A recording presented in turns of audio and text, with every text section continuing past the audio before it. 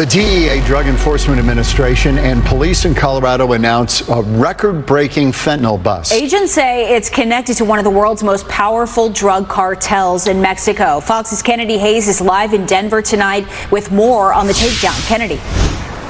Christina and John, federal agents say this operation prevented fentanyl from flooding communities across the country. The DEA says this seizure is connected to 6 states and Mexico, all linked to targeting the Sinaloa Cartel, which the Trump administration recently classified as a terrorist organization. At 4:11 a.m. Eastern Time, federal authorities initiated a coordinated enforcement action unlike anything seen in the American logistics industry. That was the opening line delivered from behind a sealed podium hours later, a statement designed to sound calm while concealing shock. The numbers followed immediately and without hesitation. Los Angeles, California as the primary anchor point, operations stretching across 5 states, 89 commercial truck drivers detained, $1.9 billion in assets frozen, and more than 3,000 freight containers seized before dawn. Officials called it the largest criminal infiltration of a U.S. trucking company ever uncovered on American soil, and they warned that what the public was seeing was only the first layer. They promised that the deeper story would be darker, wider, and far more disturbing, because this was not just about drugs hidden in trailers. This was about a system engineered to move power. At 4:32 a.m. Pacific Time, the first phase began. Los Angeles was still asleep, wrapped in coastal fog and the dull glow of sodium streetlights reflecting off empty industrial roads. The ports were quiet except for the distant groan of cranes and the hum of refrigeration units stacked like steel cliffs. That silence broke when federal strike teams moved in. FBI, DEA, ICE, and DHS units advanced together, black vehicles rolling without sirens, headlights cutting narrow tunnels through the mist. SWAT teams stacked at warehouse doors while other units fanned out toward trucking yards, dispatch offices, and secured maintenance depots that had been written off for years as low-risk commercial zones. In less than 3 minutes, flashbangs shattered the calm. Steel doors were breached. Alarms screamed. Agents flooded offices where computers were still logged in and coffee was still warm. Drivers ran through loading bays carrying duffel bags packed with cash, cocaine bricks, fentanyl pill sleeves, and vacuum-sealed methamphetamine bundles, only to be intercepted by armed federal agents moving with mechanical precision. By sunrise, the seizure counts were already staggering. 12 tons of mixed narcotics including cocaine, heroin, methamphetamine, and fentanyl were pulled from trailers disguised as produce and construction materials. More than 2.1 million fentanyl pills were cataloged inside refrigerated containers marked as medical supplies. 129 firearms were recovered, many of them military-grade rifles stored in false wall compartments behind freight manifests. Cash counters ran nonstop as pallets of currency were shrink-wrapped and tagged. But the real shock came inside a secured office beneath the company's main logistics hub, where agents pried open sealed steel cases and uncovered encrypted hard drives, private servers, and handwritten ledgers listing routes, convoy timings, and clearance codes that did not belong to any trucking company. These were not criminal scraps. These were command documents. At 6:18 a.m., inside a federal cyberforensics lab lit by cold monitors and buzzing servers, analysts began cracking the encryption. As the layers peeled back, a network diagram emerged, sprawling across the screens like a living organism. The operation name embedded in the code was Atlas Black, a logistical master plan designed to move narcotics, weapons, and traffic migrants through commercial freight corridors without triggering federal alerts. Shell companies masked as fuel suppliers, maintenance contractors, and safety compliance firms formed the outer ring. Offshore accounts cycled money through sham charities, fake nonprofit foundations, restaurant chains, and regional logistics startups that existed only on paper. Funds flowed from coastal ports to inland distribution hubs, then vanished through international transfers disguised as equipment leases and insurance settlements. At the center of the network was a digital authorization key tied to one man. His name was Richard Freight King Calder. Publicly, Calder was the celebrated CEO of America's third-largest trucking company, a logistics visionary praised for efficiency and innovation. Privately, his encrypted signature authorized drug tunnel access points near border crossings, scheduled migrant smuggling convoys through way stations under maintenance orders, and approved weapons transfers disguised as armored freight upgrades. Investigators stared at the data and said the words out loud, almost to convince themselves. This was not corruption, it was command-level collusion. This was not negligence, it was engineered treason. California had been turned into a cartel logistics fortress, a central artery of a drug empire hidden behind reflective vests and barcode scanners. And as analysts continued digging, one truth became impossible to ignore. What they had dismantled overnight was only the forward operating wing. The real operation was still active. And the next phase was about to begin. At 5:03 a.m., inside a fortified federal command center outside Riverside County, the night turned into something heavier. The room was filled with low voices, digital maps, and the steady pulse of red markers blinking across California, Texas, Arizona, Nevada, and New Mexico. Each marker represented a node in the same hidden system: freight yards, border crossings, port terminals, remote desert depots. What looked like a commercial logistics web was now exposed as a continental drug corridor, and every line on the screen traced back to the same corporate spine. Over 1,000 federal agents were already deployed. 46 SWAT teams stood on standby. Black Hawk helicopters idled on hot pads. Armored vehicles rolled toward rural highways. Naval surveillance units monitored coastal shipping lanes, while U.S. Army logistics specialists advised on cargo movement patterns. This was no longer a raid, it was an eradication operation. By 5:41 a.m., the second wave hit. In Arizona, agents stormed a desert warehouse disguised as a freight repair facility. Inside, they found a drug superlab humming with generators, chemical vats still warm, and rows of fentanyl pill presses capable of producing hundreds of thousands of doses per hour.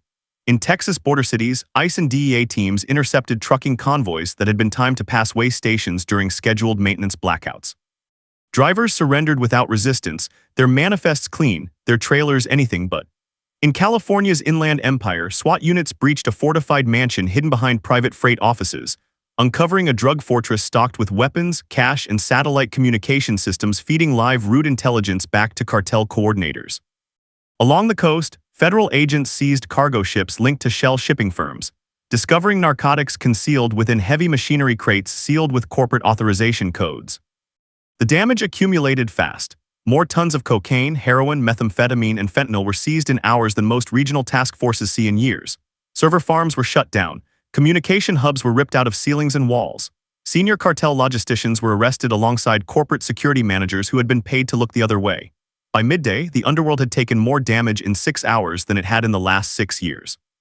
And yet, inside the investigation rooms, no one was celebrating, because the data pouring in from seized servers told a more disturbing story. By 11:22 a.m., analysts were reviewing internal emails, patrol records, and routing logs that revealed the next layer of contamination. Law enforcement had not just been misled, it had been manipulated. Dozens of officers across multiple jurisdictions were flagged for suspicious activity. Border agents whose patrol grids mysteriously shifted minutes before cartel convoys passed. Inspectors whose audit reports cleared shipments that should have been flagged. Legislators who quietly pushed for infrastructure grants that just happened to fund roads and depots critical to the cartel's freight routes. Payments came in the form of consulting fees, shell salaries, and offshore retirement accounts. Honest officers stared at the screens in silence, recognizing names they had trained with, trusted, and defended.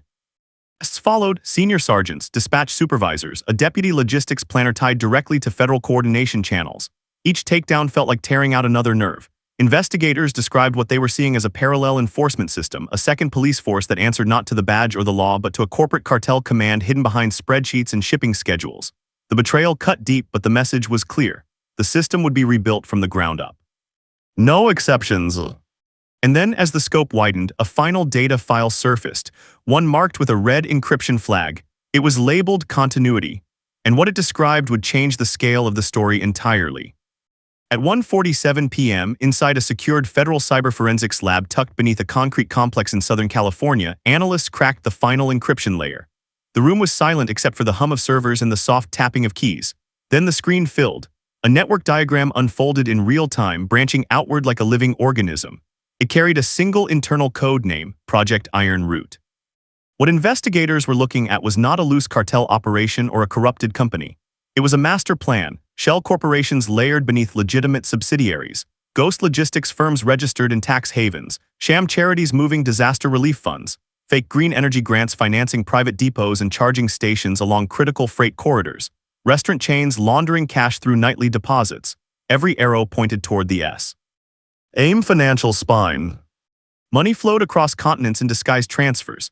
Mexico to Panama, Panama to the Cayman Islands, Cayman accounts looping back into American commercial banks as infrastructure investments. Billions moved in fragments designed to look harmless on their own, but together they told a different story. This was not corruption. This was command-level collusion. Analysts isolated a recurring digital authorization key embedded deep in shipment approvals, routing changes, and cargo overrides. The signature belonged to one man, Richard Freight King Calder, CEO of America's third-largest trucking company, publicly celebrated as an industrial visionary. Privately, the architect of a drug empire built on 18 wheels. Calder had not merely allowed cartel access.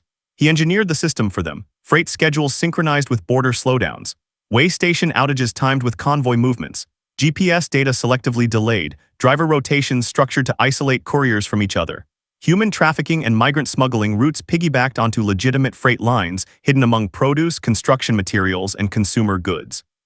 Entire regions of the country had become secure corridors for the cartel, protected not by violence alone, but by spreadsheets, algorithms, and corporate policy. By late afternoon, the realization hit hard. This was not negligence, it was engineered treason. Project Iron Route outlined expansion phases stretching years into the future. New terminals, automated depots, legislative lobbying strategies, a permanent logistics headquarters that would make the cartel untouchable for decades. The system was not infiltrated, it was redesigned. And as investigators absorbed the scope of it, one truth became unavoidable. The next phase would not be quieter, it would be louder, and it was already in motion. At 4:58 a.m., as the sky began to pale over the Pacific coast, a joint command center came alive inside a hardened federal facility outside San Diego. The room was dark except for a massive digital map stretching wall to wall. Red markers pulsed across California, Arizona, Texas, Nevada, and the Midwest, each one representing a node in the cartel's logistics empire. Ports, truck yards, distribution hubs, shell offices. Underground armories hidden inside legitimate freight depots. More markers kept appearing. Dozens became hundreds. This was no longer an investigation. It was an eradication. Over 1,000 federal agents were mobilized. FBI, DEA, ICE, DHS, and SWAT teams moved in synchronized waves. Black Hawk helicopters lifted before sunrise, cutting across desert highways and industrial skylines. Armored units rolled toward secured yards. Along the coast, U.S. Navy patrol vessels tightened shipping lanes under the pretext of routine security. Fighter jets circled high above, not to strike, but to remind anyone watching that the sky was sealed. This was a unified mission, executed with military precision. Raids unfolded almost simultaneously. In the Arizona desert, agents stormed a hidden drug superlab disguised as a refrigerated produce warehouse, seizing pallets of cocaine, heroin, and over 2 million fentanyl pills stacked behind false walls. In the Central Valley, a fortified trucking mansion was breached, its panic room filled with cash, assault rifles, and encrypted satellite phones. Near the Texas border, ICE teams intercepted a migrant smuggling convoy moving under a legitimate freight license, rescuing dozens of trafficked victims packed behind locked cargo doors. In the Midwest, federal agents seized server farms, quietly rerouting national freight traffic in real time. By noon, the scale became undeniable. Tons of narcotics, hundreds of firearms, millions in cash, communication hubs dismantled, key cartel members arrested without warning, and finally, inside a glass and steel executive office overlooking a sprawling logistics campus, Richard "Freight King" Calder was taken into custody. No speech, no resistance, just silence as the system he built collapsed around him. In 6 hours, the underworld absorbed more damage than it had in the previous 6 years.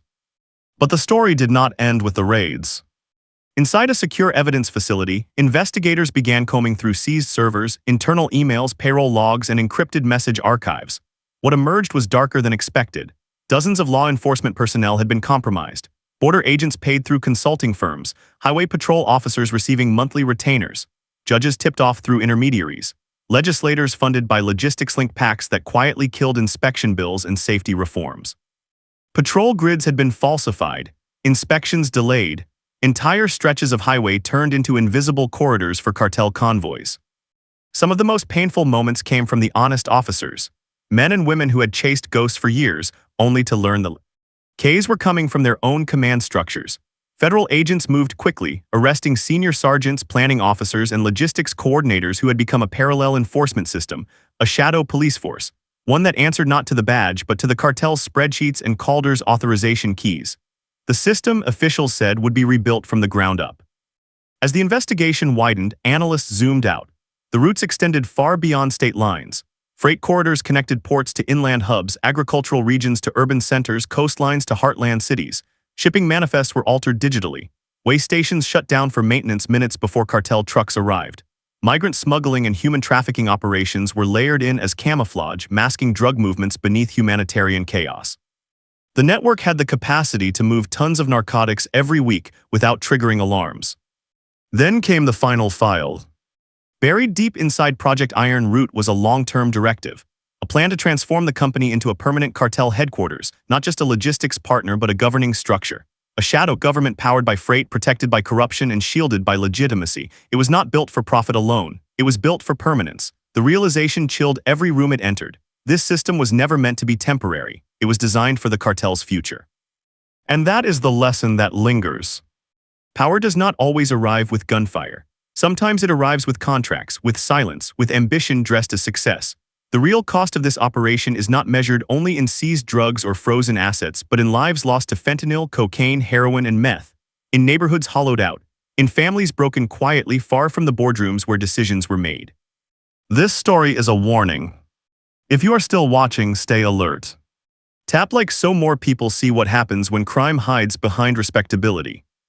Comment expose if you believe corruption should never be allowed to wear a suit.